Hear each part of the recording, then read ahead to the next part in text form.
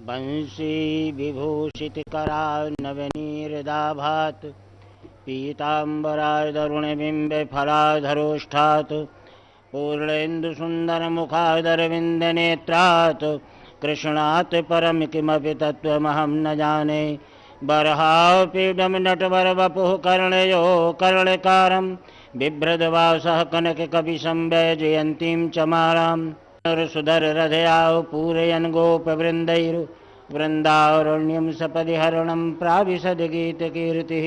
सच्चिदानन्दरूपाय विश्वोत्पत्त्यादिहेतवे तापत्रयविनाशाय श्रीकृष्णाय वयं नुमः।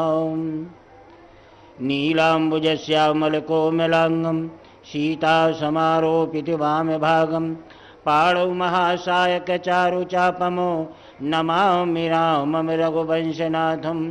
मनोजवं मारुततुल्यवेगं जितेन्द्रियं बुद्ध्वातात्मजं वानरयूथमुख्यं श्रीरामदूतं शरणं प्रपद्ये। अतुलितबलधामं स्वर्णशैलाभदेहं धनुजुवनकृशानुं ज्ञानिनामाग्रगण्यं सकलगुणनिधानं वानराणामधीशं रघुपतिप्रियभक्तं वातजातं नमामि। गुरुर्ब्रह्मा गुरुर्विष्णुर्गुरुदेवो महेश्वरः गुरुः साक्षात् परब्रह्म तस्मै श्रीगुरवे नमः। त्वमेव माता च पिता त्वमेव बन्धुश्च सखा त्वमेव विद्या द्रविणं त्वमेव सर्वं मम देव। उपस्थित सर्वांतर्यामी कन्हैया जी, ब्रह्मलीन धर्म सम्राट परम पूज्य स्वामी करपात्री जी महाराज, विद्वत मंडली, धर्म प्राण जनता जनार्दन, शक्ति स्वरूपा माताएं, आज संसार के विशाल भवसागर में जीवन नौका को खोते हुए सुखदेव जी महाराज नाविक के रूप में धर्म और कर्म के डंडों के द्वारा ले जा रहे हैं। एक मुसाफिर यात्री कर्मवीर धर्म सम्राट परीक्षित बैठे हुए हैं और इस पार से उस पार जाना चाहते हैं। सम्राट कर्मयोगी परीक्षित को इस बात का भय नहीं है। श्रीमद् भागवत की कथा वो इसलिए नहीं सुन रहे कि काल ब्याल मुखग्रासो त्रास निर्णास हेतवे श्रीमद् भागवतम शास्त्रम कलौ किरण भाषितम। कलयुग में श्रीमद् भागवत की कथा का विस्तार इसलिए हुए कि मनुष्य के लिए काल ब्याल मुखग्रासो त्रास निर्णास हेतवे, माने विभिन्न प्रकार के त्रासों के निर्माण अलग होने के लिए नहीं, बल्कि काल ब्याल मुखग्रासो त्रास निर्णास हेतवे, माने मृत्यु में के पहले किस प्रकार का इस दुख और पीड़ा होती है, इस मृत्यु के समय की पीड़ा से समन होने के लिए, उससे मुक्त होने के लिए ग्रास निर्णास त्रास निर्णास हेतवे श्रीमद् भागवतम शास्त्रम कलौ किरण भाषितम। ऐसा नहीं है, कारण कई हैं, लेकिन हमारे सम्राट कर्मयोगी परीक्षित ने केवल एक ही बात समझी है कि परमात्मा मृत्यु से मुझे किसी भी प्रकार का दुख है, किसी भी प्रकार की पीड़ा नहीं है, क्योंकि नैसर्गिक नियम है, प्रकृति का प्राकृतिक नियम है कि जस्य जन्म सुनिश्चितम जाता मृत्यु में परिनिश्चितम। जिसका जन्म निश्चित है उसकी मृत्यु भी निश्चित है। पर जन्म के बाद मृत्यु के पूर्व हमें अपने जीवन को क्या करना है जिसमें जीवन की पवित्र सार्थकता हो जाए, बल्कि हमें उससे कोई लाभ नहीं है। भगवान समझे कि हम अपनी कृति को जिसलिए भेजा था, हमने अपने कृति को उसका उपयोग क्या हो रहा है, परमात्मा प्रसन्न हो कि हमारी इस कृति का, कृति माने क्षितिजल पावक गगन समीरा पंचर चिति अति अधम शरीरा। जिस पांचभौतिक शरीर को हमने युग में संसार में भेजा था, भगवान कलाकार है तो कलाकार को अपनी कला की आकृति पर पीड़ा न हो, उसे ये समझ में आवे कि इस पांचभौतिक शरीर का दुरुपयोग नहीं बल्कि सदुपयोग और सदुपयोग हो रहा है। इसीलिए उस कुम्हार को कितनी प्रसन्नता नहीं होती होगी जिसका बनाया हुआ घड़ा सत्यनारायण की कथा में रख जाए या विभिन्न प्रकार के आयोजनों में कलश बन करके रख जाए तो बहुत आनंद आता है। वो कहता है कृतित्व जाति मृदेत बीजानम निर्माता मदेव विधीयते, मैं निर्माता हूँ इस कलश का जो आज कलश के रूप में परिणित हो चुका है। इसी प्रकार अखंड मंडलाकारम व्याप्तम जैन चराचरम वाले परमात्मा की व्यवस्था है कि जिस पांचभौतिक शरीर को, इस कृति को, इस कला को परमात्मा ने भेजा है, उस कलाकार को प्रसन्नता हो कि हमने इस युग में, इस संसार में इस पांचभौतिक शरीर को भेजा था, प्रसन्नता होनी चाहिए। सुखदेव जी को सम्राट कर्मयोगी परीक्षित ने बताया कि काल ब्याल मुखग्रास और त्रास निर्णास हेतु से हमें इस कारण से श्रीमद् भागवत की कथा से कोई तात्पर्य नहीं है, हमें तो ये चाहिए इस पार उस पार पहुंचा दो। इस पार से उस पार पहुंचाने का अर्थ होता है कि अज्ञान ध्वांत विध्वंसो कोटि सूर्य सम प्रभो और सूताख्या ही कथासारम मम कर्ण रसायनम। क्या काल ब्याल मुखग्रास को अपन छोड़ दें, अपन सम्राट कर्मयोगी परीक्षित के सूत्र पर चले कि अब इस पार से उस पार चले। तो अज्ञान ध्वांत विध्वंसो कोटि सूर्य सम प्रभो और सूताख्या ही कथासारम मम कर्ण रसायनम। इस ये सिद्धांत, ये विचार, ये व्यवस्थाएं श्रीमद् भागवत रूपी नाव में बैठ करके सुखदेव जी केवट बने हैं और संसार सागर से पार जा रहे हैं। हमें भी संसार सागर से पार उतरना है, आपको परीक्षित बनना है। संसार के संत समाज, संसार के विद्वत वर्ग, संसार के बहुत बड़े संत और फकीर जो संत हैं, उन्हें आप अपना नाविक समझें और इस संसार के भवसागर से पार उतरने का एक प्रामाण्य अपने जीवन में उतारें। और जीवन का उद्देश्य होना चाहिए कि अज्ञान ध्वांत विध्वंसो कोटि सूर्य सम प्रभो सूताख्या ही कथासारम मम कर्ण रसायनम। इस पार से उस पार जाना है। इस पार से उस पार जाने का मतलब क्या है कि रामनगर से कामनगर जाना है, ऐसे ही मान लो। शांति नगर से क्रोध नगर जाना है,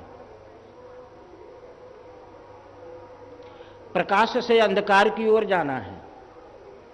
तो जितनी संसार की व्यथाएं हैं वो इस मार्ग से ले जाएंगी। और यदि रामनगर से आपको कामनगर से रामनगर जाना है, अंधकार से प्रकाश की ओर जाना है, तो ये श्लोक आपके ऊपर शुद्ध बैठता है। अज्ञान ध्वांत विध्वंस कोटि सूर्य सम प्रभो, करोड़ों सूर्यों की प्रभा के बराबर हमारी ये कथा है जो अज्ञान से इस पार से उस पार, अर्थात अज्ञान से ज्ञान की ओर ले जाए, अंधकार से प्रकाश की ओर ले जाए और काम से राम की ओर ले जाए और अशांति से शांति की ओर ले जाए। ये हमारी कथा है, उसका ही एक सामंजस्य और रस मिलता है।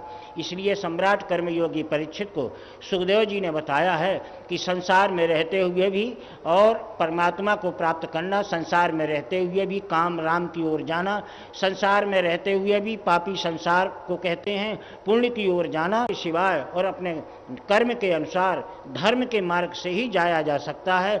इसके बाद में हमारे पास कोई भी ऐसा उपाय नहीं है। इसीलिए परब्रह्म परमात्मा ने वेदों की वाणी ऋचाएं बड़ी कठिन जची उपदेश देने वाली। रामचरितमानस बहुत गूढ़ है, हमारे खटशास्त्र हमारे समझ के बाहर हैं। 18 पुराण के श्लोक बड़े डिफिकल्टी वाले हैं, बहुत कठिन हैं। इसको सारे संसार का मानव समाज कैसे इस पार से उस पार जाए, अपने तथ्य को समझे। इसीलिए हमारे सुखदेव के कलौ किरण भाषितम, ये श्रीमद् भागवत कथा का निर्णय किया और उन्होंने बताया है कि प्रामाण्य अधिकृतो जाता तत्रैव वृद्धमंजतः। संसार के सारे लोग जनमानस इस पार से उस पार जाएं, अज्ञान से ज्ञान की ओर जाएं और अंधकार से प्रकाश की ओर जाएं, इहलोक से परलोक की ओर जाएं, नरक से स्वर्ग की ओर जाएं, दुख से सुख की ओर पलायन करें। यही हमारे जीवन की भौतिक मंजिल है। तो पारिवारिक, सामाजिक और राष्ट्रीय जीवन को पवित्र करने के लिए और कुमार्ग में जाते हुए उन्हें रोकने के लिए, सन्मार्ग पर लाने के लिए नारायण से नर बने, अपनी नर लीला के माध्यम से लोगों को पथ प्रदर्शन करने का उनका मुख्य लक्ष्य था। और मुख्य पथ प्रदर्शन करने का तात्पर्य क्या होता है? दुनिया के आल्हा नहीं, दुनिया का बखेड़ा नहीं, दुनिया की रामायण नहीं। उन्होंने तो सूत्र पकड़ा दिया संसार वालों को कि सूत्र पे चलो। इसीलिए कहा है, जब ये हुआ कि भाई संसार पैदा करना है, संसार को जन्म देना है, तो भाषा कैसे हो? किसी ने कहा कि हम ब्रह्मा जी ने कहा कि हम महाकाव्य की रचना कर देंगे। विष्णु जी ने कहा है कि हम इतना सब कुछ बना देंगे कि सारा संसार भाषामय हो जाएगा। और सब लोगों ने सब कहा। बाबा से पूछा कि भैया आप क्या बनाना चाहते हो?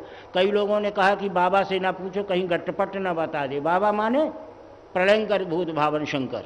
उनसे पूछो कि ये कहीं और कुछ ना बता दें। प्रजापति का निर्माण हो गया, सब कुछ हो गया। अरे बनाई, बोले पूछ लो, एक बार तो पूछ लो। नारद जी ने कहा, सब लोगों ने कहा कि दक्ष प्रजापति को बनाया, सारी प्रजापति का मालिक बना दिया। थोड़ी सी बात बिगड़ गई और बिगड़े बिगड़ाए में उन्होंने तमाम अपने अनुचरों को भेज दिया और दक्ष प्रजापति के यज्ञ को विध्वंस कर दिया। तो भैया बनी बनाई चीज में ना पूछो। तब नारद जी ने कहा कि अभी आपने बनाया कहाँ है महाकाव्य और काव्य खंड काव्य, केवल कल्पना की है। अगर बना लिए होते तो मत पूछते, बिगाड़ न दे बाबा। तो अगर अभी आपने कल्पना की है तो कल्पना में परामर्श आवश्यक होता है। याद रखना, आपके जीवन में जब कोई काम आप कर डालो, चाहे गलत काम हो चाहे सही हो, परामर्श लो, परामर्श मत लो। लेकिन जब आप काल्पनिक रूप में रहें तो आपकी सलाह, आपका परामर्श वो एक गुरु मंत्र का काम करता है। ये जीवन में सौदा कमा लो, जीवन में एक सूत्र पकड़ लो। बात महाकाव्य और सूत्र की हो रही है। बोले तो ठीक है। तो फिर नारद जी ने कहा, तो ब्रह्मा विष्णु ने कहा कि भैया चलो पूछ लो बाबा से। कैलाश गए, बाबा से पूछा कि भाई भाषा का निर्माण करना है, चूंकि संसार का निर्माण होगा, संसार बोलेगा कैसे, संसार कैसा क्या करेगा। महाकाव्य का निर्माण कर चुके हैं। उन्होंने कहा कि तुम्हारे महाकाव्य में निर्माण करे हो। महाकाव्य का अर्थ होता है बहुत बड़ा भाषा का फैलाव, इसलिए संसार को सूत्र दो। तो संसार को सूत्र कैसे मिले? बोले बाबा ने कहा, शंकर जी ने, कि ब्रह्मा तुम दे दो। बोले कि सूत्र का ज्ञान हमें नहीं है। बाबा को भाषा का ज्ञान है, बाबा को महाकाव्य का ज्ञान है, काव्य का ज्ञान है, खंड का ज्ञान है। लेकिन जब सूत्र की बात आई तो सूत्र की बात में ब्रह्मा जी ने कहा कि हम तो भाई फैलाव वाली चीज जानते हैं, सूत्र मूत्र हम नहीं जानते हैं। बोलो विष्णु जी आप सूत्र बना दो कुछ संक्षेप में, उससे फिर फैलाव हो जाए। उन्होंने कहा कि सूत्र का भैया हमें भी ज्ञान नहीं है, भोले भंडारी तुम बनाओ। उन्होंने कहा लाओ डमरू। अपने अनुसार से डमरू बजाए और जब डमरू बजाए तो 14 सूत्र निकले। 14 सूत्र निकले। आयोण एयोंग अयौच हैवरट लणयम गणनम झवय घट 10 जब घट 10 खपय चटत चटतव कपय सकसर। ये व्याकरण के 14 सूत्र निकले। और ये जब 14 सूत्र निकले सारे महाकाव्यों में जब देखा तो 14 सूत्र की बात उसमें मिली। बिल्कुल 14 सूत्रों की बात। व्याकरण पढ़ने वाले बैठे होंगे हैं, और सबको ज्ञान होगा कि ये 14 सूत्र बाबा की डमरू से निकले और सारे संसार के सारे विश्व के महाकाव्य उसी के अंदर आलोडन करने लगे। इसको तो हम समझ रहे थे कि बहुत बड़ा फैलाव है, लेकिन डमरू के 14 सूत्रों में ही सारे विश्व की भाषा का भाव भरा हुआ है। ये है जीवन का एक सूत्र जो परब्रह्म परमात्मा ने सारे विश्व को नरावतार धारण करके हमें सूत्र दिया। तो हमारे जीवन में फैलाव मत लाओ।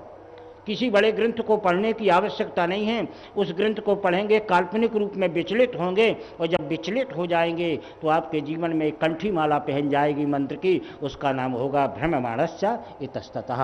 आप भ्रमित होकर के इधर उधर घूम रहे हैं।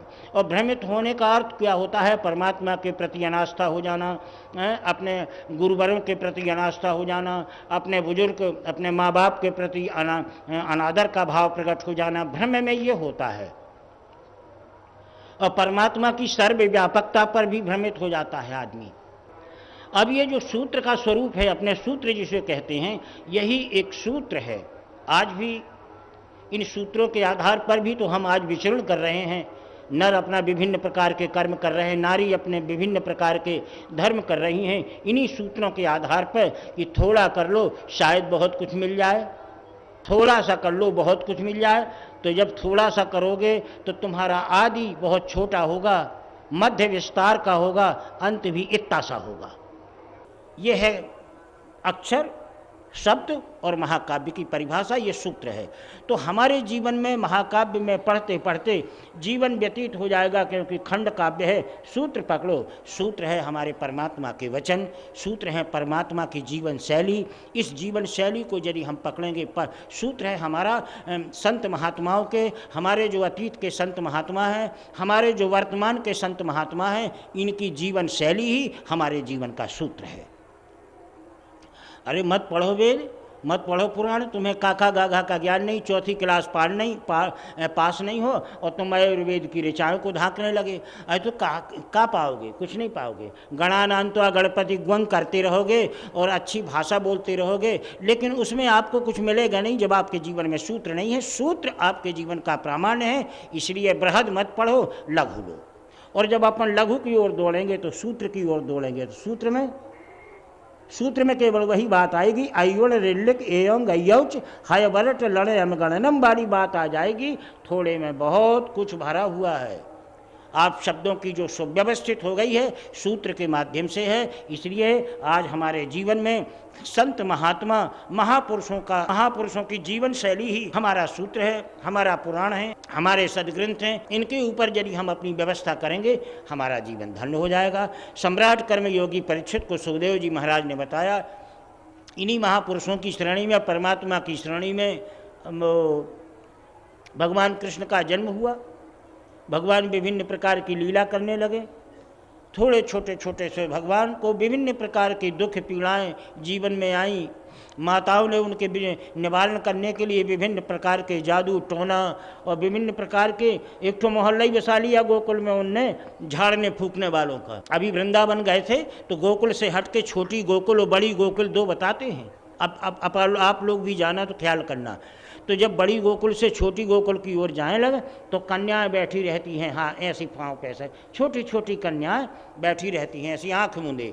माने उनका एक स्वरूप बन गया है कि आप पैसा डालते जाओ और वो आगे चलते जाओ हम, और ये सब होता रहेगा। और थोड़ी देर के बाद में छोटी गोकुल पहुँचेंगे तो वहाँ का इतिहास है कि कन्हैया को जब जीठ लगती थी और विभिन्न प्रकार के आपत्तियाँ विपत्तियाँ आती थी तो तमाम दुनिया भर के झाड़ने फूंकने वाले को माँ जसोदा, बाबा नंद ने इसी गोकुल में सबको बसा लिया था। आज वो छोटी गोकुल कहलाती है। और कन्हैया सारे विश्व का यत्रम बहुत की त्रिवाद बाधाचा, विचार तो करें, सारे विश्व की त्रैवाध्य कम बहुत की बाधा, हरम जत्रे न प्रमांजलम, सारे विश्व की बहुत की बाधा को जो अपनी अंतरात्मा में विराजमान कर रहा है उसकी बहुत की बाधा के लिए माँ दुनिया भर के झड़इयों फुकइयों को अपनी छोटी गोकुल में बसा लिया। मातृ प्रेम मातृ मम तत्व का एक बड़ा विचित्र उदाहरण है। जय श्री कृष्ण। कन्हैया बड़े हो गए। बलदाऊ जी ने कहा और तो बाकी सब ठीक है, सब कुछ ठीक है,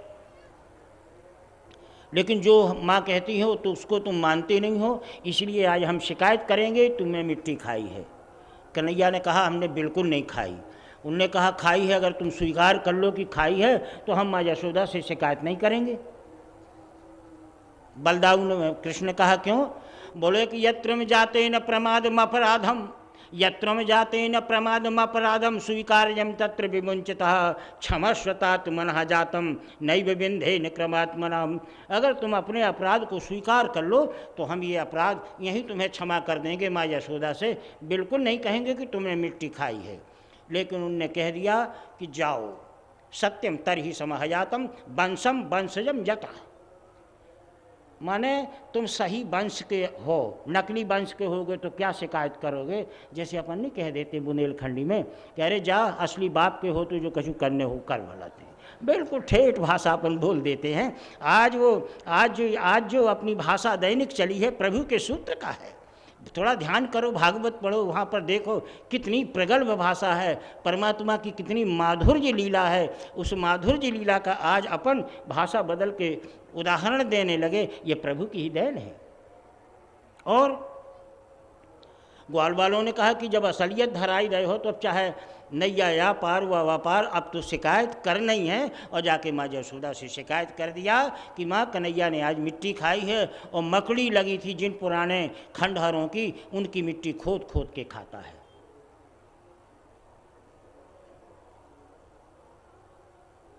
तलाश करो तो गहरे से तलाश करो। जीवन में कितने दुर्गुण छिपे हैं, इनको गहराई से तलाश करो। किसी के कहने से अगर अपने दुर्गुण खोजोगे तो नहीं मिलेंगे, तुम्हें स्वयं तलाश करनी पड़ेगी। भगवान गहराई तक अंगुल्य निर्देश कर करके देखते हैं कि इस मिट्टी में क्या है, और स्वयं परमात्मा उसे खाने लगे। और शिकायत गई माँ के पास, परमात्मा धीरे धीरे चले जा रहे हैं। आज माँ के पास शिकायत मिली, बलदाऊ जी ने कहा जा अब अंदर जा, महारानी बैठी हुई हैं कोड़ा लेकर के और तुझे मारेगी, तूने मिट्टी खाई है। और श्री रामा ने शिकायत कर दिया और सुदामा ने भी शिकायत कर दी है। कन्हैया दुखी हो गए और दुखी होकर के चले जाते हैं और दीवार से चिपकते हुए जाते हैं। चले गए और जब धीरे धीरे गए, बलदाम माँ यशोदा ने कहा कि अगर उसने मिट्टी खाई है तो वो है कहाँ? बोले माँ आ रहा है। बोले जल्दी लाओ पकड़ के। बोले बिल्कुल नहीं आ रहा। सुदामा श्री रामा गए और कन्हैया को जब पकड़ने लगे तो हमारे माधवाष्टक में लिखा है कि हस्ताभ्याम तत्रेण पूराभ्याम, हस्ताभ्याम तत्रेण पूराभ्याम, हस्तौ जग्राह परांजतम, निर्जीवो पदम पुनायातम बालकम चत्र विविच्यते। माने जब श्री रामा सुदामा ने दोनों हाथ पकड़ के ऊपर उठा लिए तो भगवान पदम निर्जीवो विधद्यातो, भगवान ने दोनों पाँव को निर्जीव कर लिया। अभी कभी कभी होता नहीं है कि जब छोटे नन्हे मुन्ने बच्चा रूठ जाते हैं और माँ पकड़ के अपने घर की ओर ले जाती है तो वे लुटरने लगते हैं। अब हाथ पकड़ के तुम्हें ले जाना है ले जाओ, लेकिन हम नहीं जाना चाहते, हमारे पैर निर्जीव हो गए इसलिए कड़ोरने लगते हैं। बस वही स्थिति आज श्याम सुंदर की है, कड़ोरने लगे। किसी प्रकार थोड़ी दूर पर ले गए। बलदाऊ ने कहा छोड़ दो, अपने मन से चला जाएगा। और जब अपने मन से ले जाने के लिए तैयार हुए, बहुत दुखी हैं, रो रहे हैं कि आज माँ मुझे मारेगी, बहुत दुखी हैं। और दुखी होते हुए चले गए।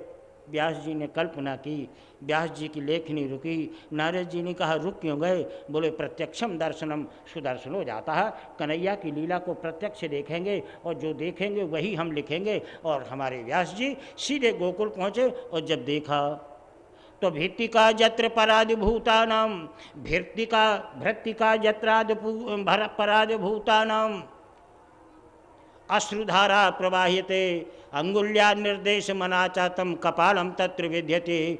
जब हमारे व्यास जी ने देखा कि दीवार से हिरक हिरक करके जा रहा है और रंज के मारे आंसू गिर रहे हैं, और कन्हैया ने अपने अंगुष्ठद्वय पृष्ठभागम, अपने हाथ के पीछे भाग से ऐसा ऐसा किया। और जब ऐसा किया तो आँखों में जो कज्जल लगा था आंसू से गीलित हो गया, और वो गीला ऐसा किया और वो बह के कपोलों में आ गया। हमारे व्यास जी ने कहा वो कपोल माने गाल ऐसे लगते हैं जैसे कज्जला गिरी पर्वत की शोभा वर्णित हो रही हो। और आगे कन्हैया पहुँच गए, सब कुछ कन्हैया को बना दिया, माँ ने हाथ पकड़ लिया। अब कितना रोएगा, कितना गाएगा। श्री रामा सुदामा जैसे तुम्हारे जितने मित्र हैं सब ने शिकायत की, यहाँ तक कि बलदाऊ ने भी शिकायत की है तुम्हारे भाई ने कि तुमने मिट्टी खाई है। मिट्टी खाई है क्या? कन्हैया ने कहा हमने मिट्टी नहीं खाई। बोले तो ये सब झूठ बोल रहे हैं। श्याम मौन हो गए। एक बात जरूर है कि वृंदावन के अगर कृष्ण को पहचानना है तो अपनी यात्रा को बाहर से भीतर की ओर, भीतर से बाहर की ओर ले जानी पड़ेगी, और भीतर से बाहर से भीतर की ओर ले जानी पड़ेगी। हमारे सुखदेव जी ने सम्राट कर्मयोगी परीक्षित को बताया, इस चिंतन को अच्छे की समझ लेना। परमात्मा की दो प्रकार की लीला हैं, माधुर्य लीला और ऐश्वर्य लीला। यदि कृष्ण कन्हैया के ऐश्वर्य लीला को पहचानना है तो जीवन यात्रा को बहिरंग से अंतरंग की ओर करनी पड़ेगी, बाहर से भीतर की ओर जाना पड़ेगा। और यदि परमात्मा के माधुर्य लीला को पहचानना है तो आपको अंदर से बाहर की ओर आना पड़ेगा, ज्ञान से अज्ञान की ओर आना पड़ेगा, प्रकाश से अंधकार की ओर आना पड़ेगा। भगवान की दो लीला हैं, एक तो ज्ञान के द्वारा समझ में आती है जिसे ऐश्वर्य लीला कहते हैं, और एक लीला वो है जो अंधकार में अज्ञान में पसंद आती है, समझ में आती है। ये दो लीला है। इसी प्रकार भगवान का जो रूप है, प्रकाश में समझ में आती है ऐश्वर्य लीला और अंधकार में समझ में आती है माधुर्य लीला। ये माधुर्य और ऐश्वर्य लीला के प्रधान अधिष्ठाता परमात्मा वहाँ है। भगवान ने जब कोई जवाब नहीं दिया, मुंह नहीं खोलता है। माधवाष्टक में माधवाचार्य जी ने कितनी बड़ी बात कही थी, अंगुष्ठाम अंगुष्ठाम तत्र अंगुल्याम। थोड़ा चिंतन करें, जब कन्हैया नहीं बोल रहे, बहुत बार कहा कि बोल, और जब नहीं बोल रहे, अंगुष्ठाभ्याम अंगुल्याभ्याम कपोलम परमस्वतः, बस इतने उनके अंगूठा माँ जसोदा ने अंगुल्य माने अपनी अंगुली कपोलम अधिष्ठता कन्हैया के गालों में लगा दी। अब फिर अपनी ओर आप चले आओ। जब हमारे आपके बच्चे भी रूठते हैं और जब कूं कूं करने लगते हैं तो हम भी उनके गाल दोनों पकड़ के दाब देते हैं, बोलना कैसा बोलना चाहता है।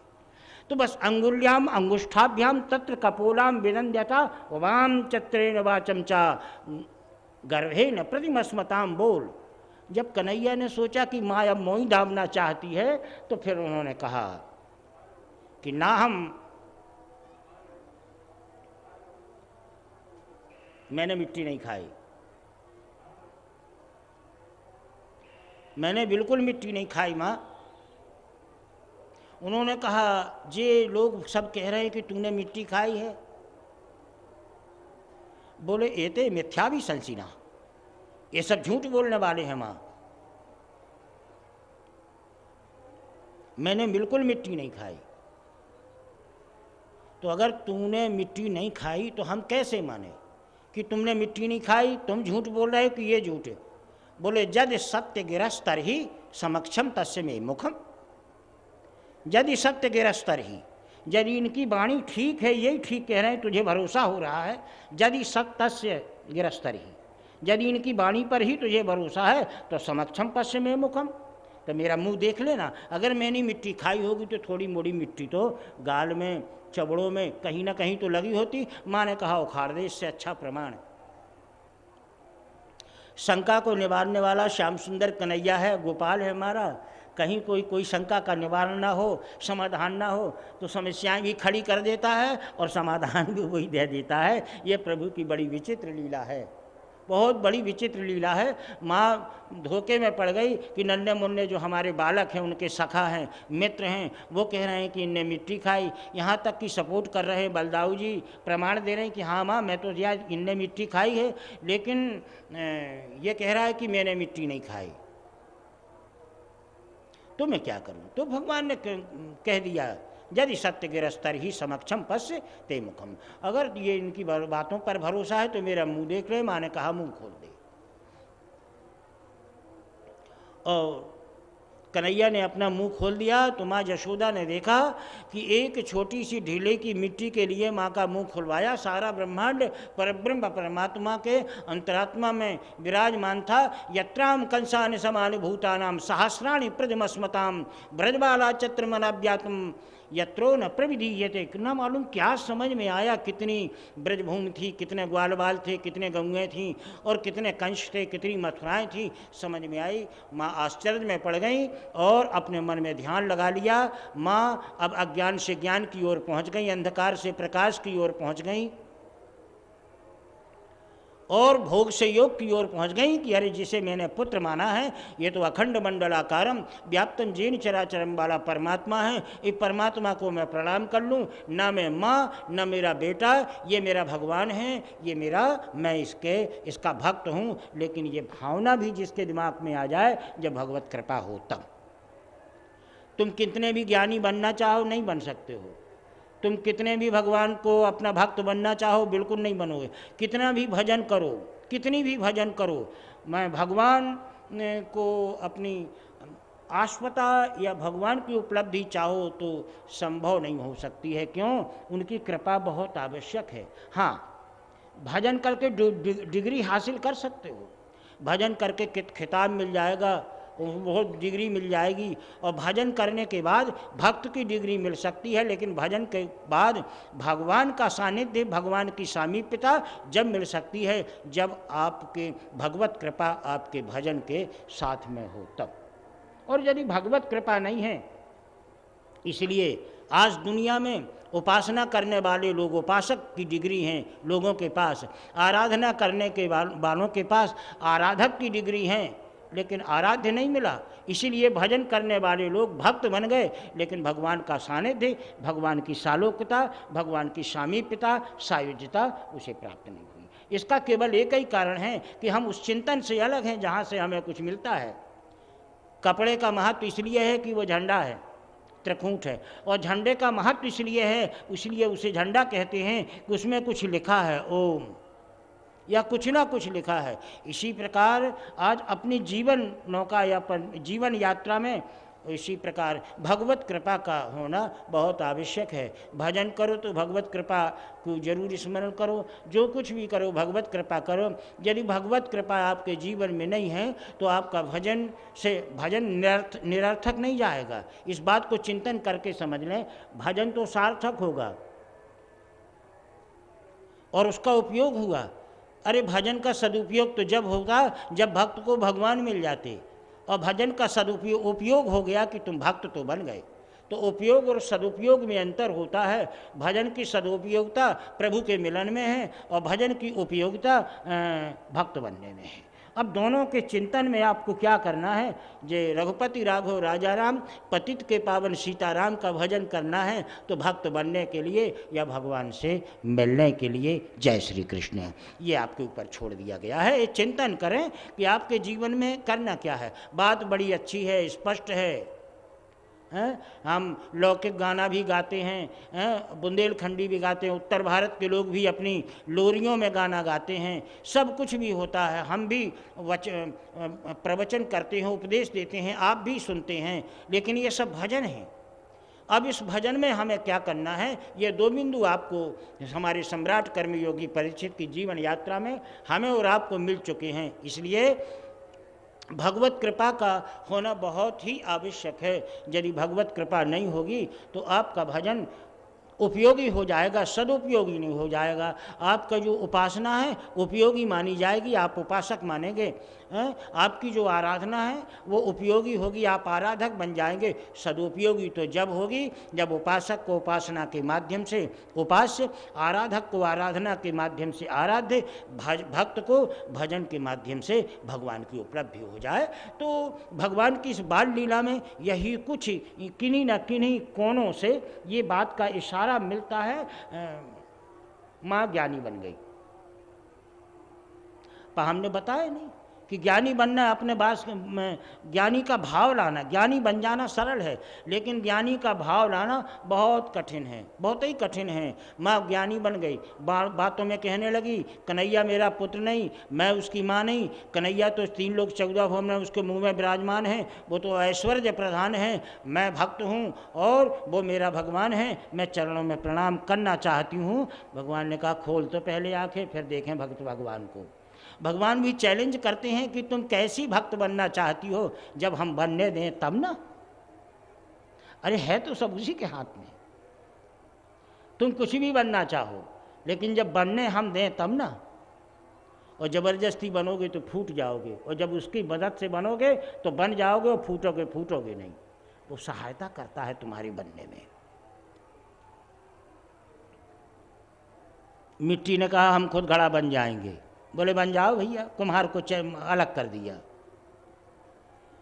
तो बोले हाथ लगा लेंगे, कहने लगे नहीं हाथ माथ नहीं लगाना है, ऐसा ही ठोको हम बन जाएंगे।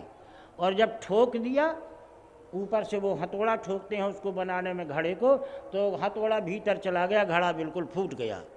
दूसरे घड़ों ने कहा भैया तुम्हारे साथ क्या करें, कहने लगे अपने दोनों हाथ लगाओ, एक कृपा का हाथ लगा दो, एक कर्म का हाथ लगा दो, कर्म से हथौड़ा ठोको, कृपा से हमें थामो रहो, हमें बना दो पर हम फूटने न पावे। अगर तुम्हें अनुभव ना हो तो कुम्हारों के मोहल्ला में जाओ कि तुम घड़ा कैसे बनाते हो। तो जब वो घड़ा बनाता है तो एक हाथ अंदर रहता है और पीछे ऊपर से ठोकर मारता है कि तुम फूटने ना पाओ, क्योंकि हमें तुम्हारा निर्माण करना है, विनाश नहीं करना है। भगवत कृपा को लेके चलोगे तो सब तक तुम्हारा निर्माण कर्म धर्म का सब कुछ हो जाएगा। इसलिए उनकी कृपा का आकांक्षी हो। माँ यशोदा ज्ञानी तो बन गई, पर ज्ञानी होके तो देखो कि तुम कैसी ज्ञानी हो।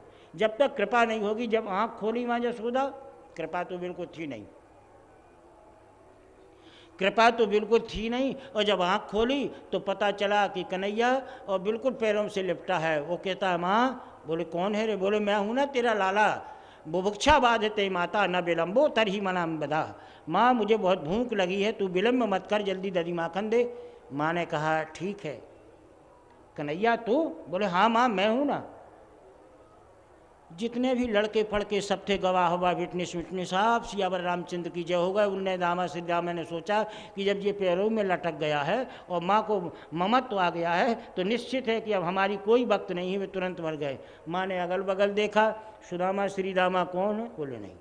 याद रखना, जब परमात्मा तुमसे दूर रहेगा तब जितने भी अगल बगल वाले रहेंगे, कुमार गलत सलाह देने वाले, वो तुम्हारे पास रहेंगे। और जब कन्हैया बिल्कुल तुम्हारे पास आ जाएगा, तुम्हारी गोद में आ जाएगा, तुम्हारा वात्सल्य भाव प्राप्त हो जाएगा, तो अगल बगल के सब लोग समाप्त हो जाएंगे। इस लीला का यही एक अर्थ है। और अर्थ ये निकला कि माँ ने मेवा मिष्ठान खिलाए। और कहाँ गया माँ का ज्ञान? सुखदेव सम्राट कर्मयोगी परीक्षित ने सुखदेव जी से पूछा कि वो माँ का वैरा काल्पनिक ज्ञान कहाँ गया? सुखदेव जी ने कहा वो माँ का काल्पनिक ज्ञान था कि कान्हा मेरा भगवान है, मैं उनकी माँ हूँ। लेकिन वास्तव में उस किसी को ज्ञानी बनने का, ज्ञानी का ओहदा मिल जाए, लेकिन ज्ञानी का आचरण, ज्ञानत्व प्रदान करना ये परमात्मा के हाथ में है। इसलिए ज्ञानी मूढ़ न कोय, जो जस जही रघुपति करही, सो तस तेहि क्षण होय। परमात्मा की कृपा के ऊपर ही सब कुछ है। अब ये तो सब हो गया, कन्हैया को सब हो गए, बाल कुमार श्री रामा सुदामा सब यथावत प्रामाण्य प्रदीपदस जाता कृष्णम जाते न क्रमात्मनाम। कृष्ण घूमने लगे, इधर उधर सब होने लगे।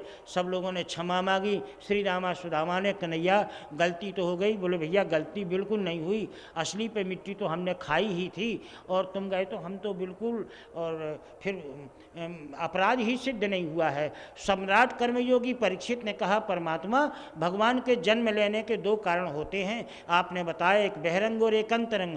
तो बहिरंग कारण तो यही है कि यदा यदा ही धर्मस्य ग्लानिर्भवति भारतो अभ्युत्थानम धर्मस्य तदात्मानं सृजाम्यहम् परित्राणाय साधूनां विनाशाय च दुष्कृताम और धर्म संस्थापनार्थाय संभवामि जुगे जुगे। चलो तुलसी के काव्य में कि जब जब होई धर्म की हानि, बाढ़ई असुर अधम अभिमानी, तब तब धरि प्रभु विबुध शरीरा, हर ही सदा सज्जन भव पीरा। ये बहिरंग कारण है।